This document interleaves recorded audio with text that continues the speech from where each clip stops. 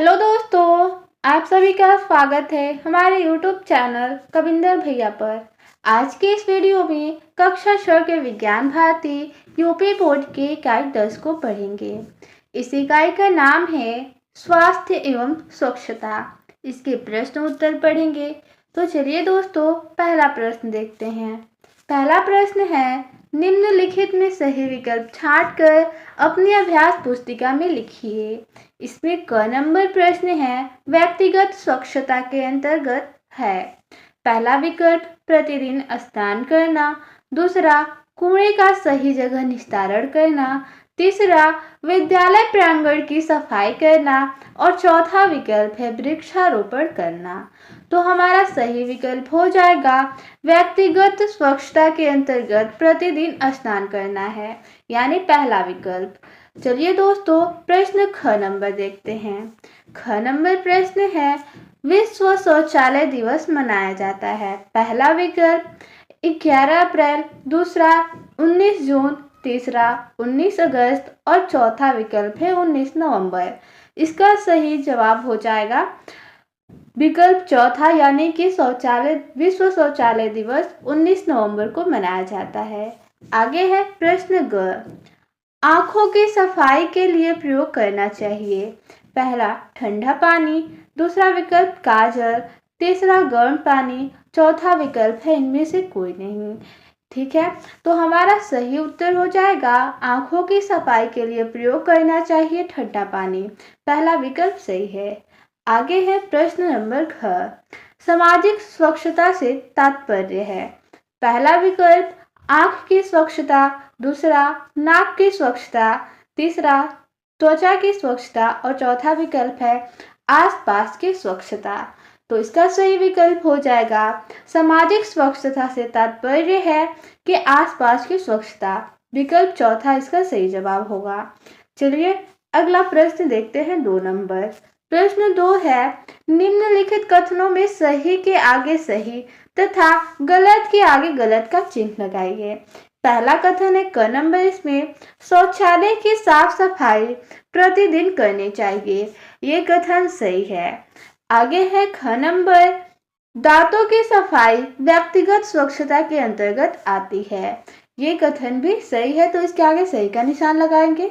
आगे है ग नंबर, रात में सोने से पहले दांतों की सफाई नहीं करनी चाहिए। ये कथन गलत है। ठीक है, एक दिन में 2 बार दांतों की सफाई करनी चाहिए, यहाँ पे सोने से पहले और उठने के बाद। तो इसमें बोला है रात में सोने से पहले दांतों की सफाई नहीं करनी चाहिए। ये कथन गलत हो जाएगा। आगे है घ नंबर, मलेरिया मच्छरों के काटने से फैलता है। तो ये बिल्कुल सही है। इसके आगे सही का निशान लगाएंगे। मलेरिया रोग मच्छरों के काटने से फैलता है। आगे है अंग नंबर, डेंगू चूहे के काटने से होता है। ये कथन गलत है। डेंगू भी मच्छर के काटने से होता है, इसमें बोला है चूहे के काटने से, तो ये गलत हो जाएगा। आगे है प्रश्न 3, रिक्त स्थानों की पूर्ति कीजिए। इसमें क नंबर प्रश्न है, शौच के बाद साबुन से हाथ धोना खाली स्थान स्वच्छता के अंतर्गत निहित है। तो शौच के बाद साबुन से हाथ धोना किस प्रकार के स्वच्छता के अंतर्गत निहित है? रिक्त स्थान में भरना है तो भर देंगे व्यक्तिगत। आगे है ख नंबर, कमरों की सफाई खाली स्थान करनी चाहिए। तो कमरों की सफाई प्रतिदिन करनी चाहिए, रिक्त स्थान में भरना है प्रतिदिन। ग नंबर प्रश्न है, खेती में कीटनाशकों का अत्यधिक प्रयोग खाली स्थान करना चाहिए। तो इसमें भर देंगे नहीं, यानी कि खेतों में कीटनाशकों का अत्यधिक प्रयोग नहीं करना चाहिए।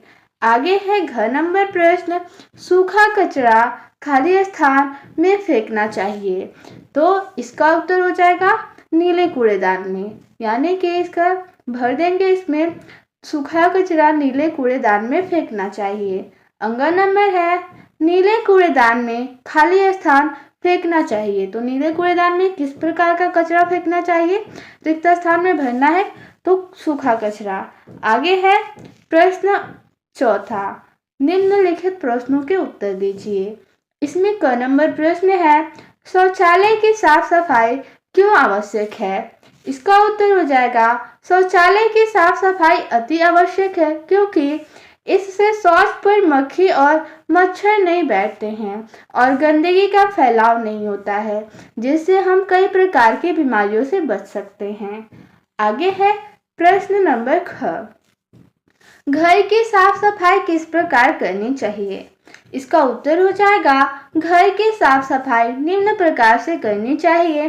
पहला, कमरों की सफाई प्रतिदिन करनी चाहिए। दूसरा हो जाएगा घर से निकले सूखे कचरे को नीले रंग के कूड़ेदान तथा गीले कचरे को हरे रंग के कूड़ेदान में डालना चाहिए। तीसरा हो जाएगा घर में कहीं भी पानी इकट्ठा नहीं होने देना चाहिए। आगे देखेंगे प्रश्न नंबर ग।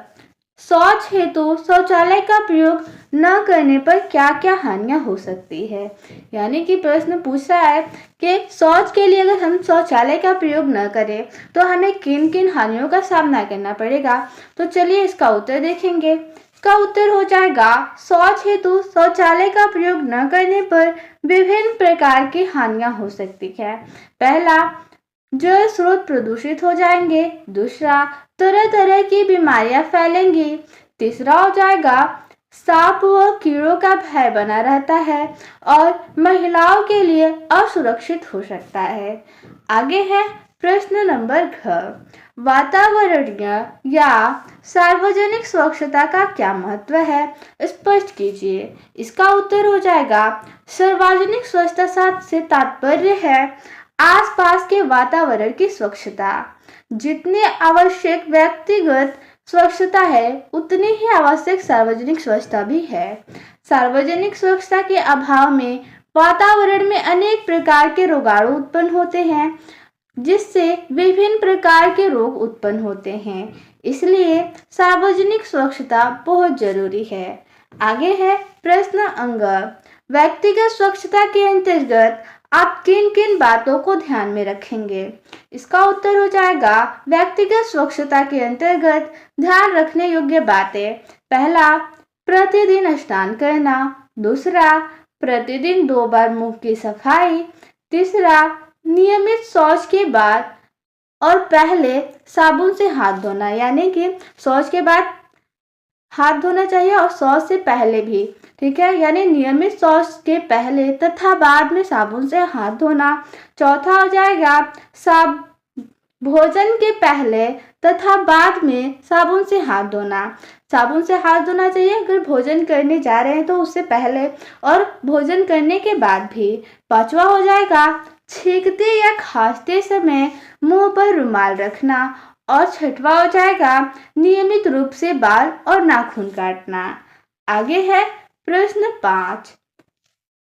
प्रश्न 5 है निम्नलिखित पर टिप्पणी लिखिए। क नंबर है इसमें सामाजिक स्वच्छता।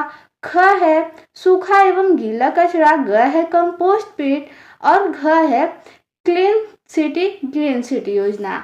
इस पर टिप्पणी लिखना है। तो चलिए इसका उत्तर देखते हैं। पहला था सामाजिक स्वच्छता, तो पहले इस हेडिंग के अंतर्गत क्या हो जाएगा, आसपास के वातावरण की पूर्ण सफाई ही सामाजिक स्वच्छता है। इसके अंतर्गत गलियों सड़कों की सफाई, नलियों तालाबों व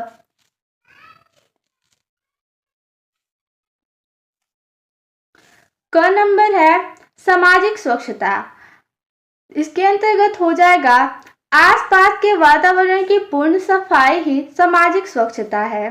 इसके अंतर्गत गलियों सड़कों की सफाई, नदियों तालाबों व जलाशयों की साफ सफाई, सार्वजनिक स्थल जैसे अस्पताल, रेलवे स्टेशन, विद्यालय आदि की स्वच्छता आवश्यक है। आगे है प्रश्न ख। इसमें था सूखे कचरा एवं गीले कचरे पर टिप्पणी लिखना था। तो सूखा कचरा कौन कौन से होते हैं या सूखा कचरा क्या होता है पहले ये जानेंगे। तो सूखा कचरा के अंतर्गत हो जाएगा पॉलीथीन, प्लास्टिक की बनी वस्तुएं, बिस्कुट, नमकीन आदि के डिब्बे, पैकेट आदि आसानी से नष्ट नहीं होते हैं, इन्हें सूखा कचरा कहते हैं। और गीला कचरा के अंतर्गत हो जाएगा साग सब्जियों व फलों का कचरा, जीवों का मल मूत्र आदि सब गल कर सड़ते रहते हैं, इन्हें गीला कचरा कहते हैं। प्रत्येक नागरिक को यह ध्यान रखना चाहिए कि गीले कचरे को हरे रंग के कूड़ेदान में और सूखे कचरे को नीले रंग के कूड़ेदान में ही डालना चाहिए। अगला था ग नंबर कंपोस्ट पीट। इस पर लिखना था टिप्पणी, तो इसके अंतर्गत हो जाएगा कंपोस्ट पीट एक गड्ढा या खोदा हुआ क्षेत्र है जहां जैविक कचरे जैसे कि रसोई का कचरा, पत्तियां, घास को प्राकृतिक रूप से विघटित करके पोषक तत्वों से भरपूर कंपोस्ट खाद बनाई जाती है। अगला है घ number clean city green city योजना। इस पर टिप्पणी लिखना है, तो इसके अंतर्गत हो जाएगा क्लीन सिटी ग्रीन सिटी अर्थात स्वच्छ शहर हरित शहर एक व्यापक अवधारणा है जो शहरों को स्वच्छ बनाने और हरियाली को बढ़ावा देने पर केंद्रित है।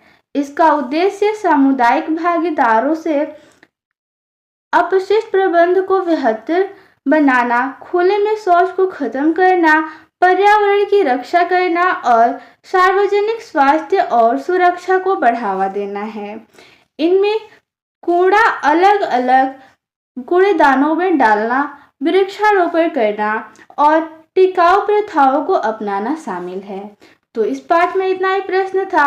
मिलता है अगले वीडियो में। धन्यवाद।